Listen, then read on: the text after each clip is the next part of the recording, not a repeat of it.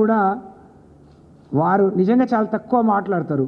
వారి ఓపికను సహనాన్ని చూస్తే మనమే అబురపడతాం. అలాంటి వ్యక్తి నిన్న ఇంత తీవ్రంగా మందలించినా కూడా అక్కడ వాళ్ళలో మార్పు రాలేదు అని అంటే ఇవాళ రేవంత్ రెడ్డి గారి పాలన, కాంగ్రెస్ పాలన ఏ విధంగా కొనసాగుతుందో మనం గమనించవచ్చు.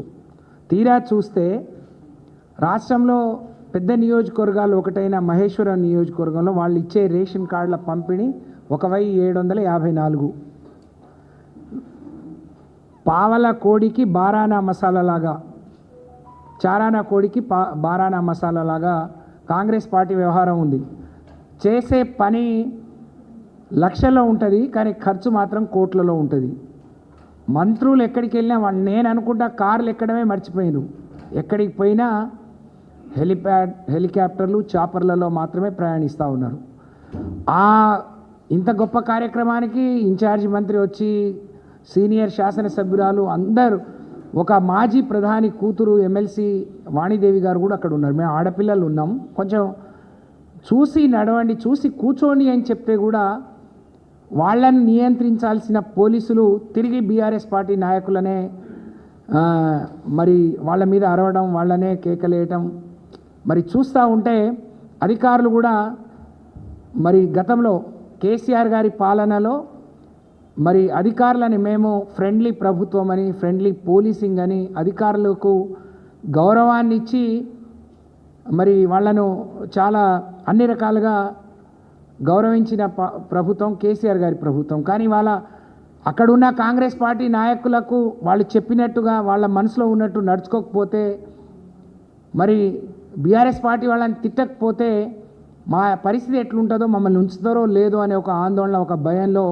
అధికారులు కూడా లేని తప్పిదాలు చేస్తూ ఉన్నారు. అందుకనే సబితా గారి సహనం కూడా దెబ్బతిని తప్పకుండా దీన్ని బదులు తీర్చుకుంటామని చెప్పగలిగినారు అని అంటే వారు ఎంత ఆందోళన చెంది ఉంటారో, ఎంత బాధపడి ఉంటారో మరి దీన్ని గమనించవచ్చు అని చెప్పి దీన్ని తీవ్రంగా ఖండిస్తూ ఉన్నాం. కేసీఆర్ గారి ప్రభుత్వంలో 6 లక్షల పైచీలకు రేషన్ కార్డులు మేము ఇచ్చాం. ఇవాళ నియోజకవర్గం మహేశ్వరం లాంటి నియోజకవర్గానికే 1000 కార్డులు ఇస్తున్నారు అని అంటే వాళ్ళు ఇచ్చేది 1,00,000 కార్డుల కూడా ఉండవు రాష్ట్ర వ్యాప్తంగా. దానికి ఇంత ఆర్భాటం, గతంలో ఎవరు ఇయ్యనట్టు వాళ్ళే ఇస్తున్నట్టు హెలికాప్టర్లలో పోయి ఇంత పెద్ద ఎత్తున ఆర్భాటం చేస్తూ ఉన్నారు. దీన్ని గమనించాలని నేను కోరుతా ఉన్నాను. రేవంత్ రెడ్డి గారి పాలనకు ఒక మచ్చుతునుగా మొన్ననే పత్రికల్లో వచ్చింది. రేవంత్ రెడ్డి గారి పాలన అంటే ఇందిరమ్మ రాజ్యం, ఇందిరమ్మ పాలన, ప్రజాపాలన అని చాలా గొప్పగా చెప్తారు. ప్రతిదానికి ఒక మహిళను, ఇందిరాగాంధీ గారిని ముందు పెడతారు.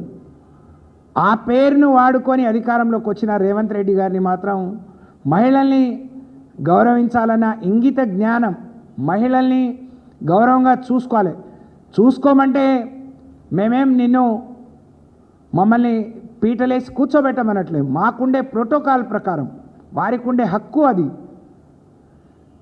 మరి దాన్ని మాత్రమే కాపాడమని, దానికి మాత్రమే రక్షణ ఇవ్వమనంటే అక్కడ కూడా సోయలేదు. ఒకవైపు మహిళ పేరు చెప్పి అధికారంలోకి వస్తారు, ఆమె పేరు మీద పాలన సాగుతుంది అని చెప్తారు. కానీ ఇక్కడేమో మహిళలకు రక్షణ లేదు.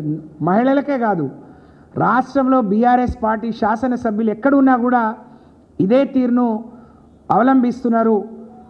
ఇన్ని రోజులు మీరు కొత్తగా వచ్చిండ్రు, ఏదో కొత్తగా పెత్తనం వచ్చింది 4 రోజులు మరి మేము సహించాం. కానీ రాబోయే రోజుల్లో ఇలాంటి ఘటనలు పునరావృతమైతే తప్పకుండా అక్కడ దానికి బాధ్యులైన కాంగ్రెస్ పార్టీ నాయకులు కావచ్చు, ప్రజాప్రతినిధులు కావచ్చు, వారికి సరైన రీతిలో బుద్ధి చెప్పే విధంగా మేము తప్పకుండా బీఆర్ఎస్ పార్టీ మేము పనిచేస్తామని చెప్పి నేను ఈ సందర్భంగా తెలియజేస్తూ ఉన్నాను. మరి నేను ఇందాక అన్నట్టు ఇందిరమ్మ అధికారంలోకి రాగానే ఇందిరమ్మ ఇండ్లు అన్నారు. ఇందిరమ్మ ఇండ్లు పూర్తి అయినట్టు రేషన్ కార్డులకు పోయింది. కానీ ఇందిరమ్మ ఇండ్ల గతి ఏందో నిన్ననే పేపర్లలో వచ్చింది. ఈ రాష్ట్రంలో 4 లక్షల ఇండ్లు ఇస్తున్నాం, ప్రతి నియోజకవర్గానికి 3,500 ఇండ్లు ఇస్తున్నాం. ఎవరైనా పరపతి ఉండి కొంచెం పెద్ద నోరు ఉంటే వాళ్ళకు కొంచెం ఎక్కువ ఇచ్చుకున్నారు. ఇదంతా పేపర్ల మీదే చూస్తాం. కానీ మొన్నటి వరకు వాళ్ళు పూర్తి చేసిన ఇండ్ల సంఖ్య 2 మాత్రమే. 2వ గృహప్రవేశం అయిందని చెప్పిండ్రు. అంటే 4 లక్షల ఇండ్లు 20 నెలల్లో మీరు 2 పూర్తి చేసిందంటే మీ పాలన ఎంత గొప్పగా ఉందనే దానికి ఈ 2 ఇండ్లు పూర్తి చేసుకోవడమే నిదర్శనం అని చెప్పి నేను ఈ సందర్భంగా తెలియజేస్తా ఉన్నాను. 4 లక్షల ఇండ్లకు 2 ఇండ్లు పూర్తి చేసుకున్నారు.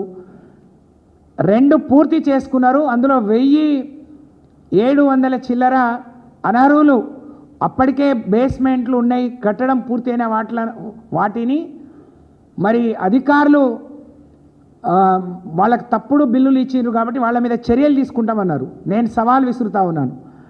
మీరు ఇచ్చినవి 4 లక్షలు, మిగతా అర్హుల సంఖ్య ఏదో చెప్పాలని నేను డిమాండ్ చేస్తూ ఉన్నా. అంటే 2 కట్టడానికి 20 నెలలు పట్టింది, 4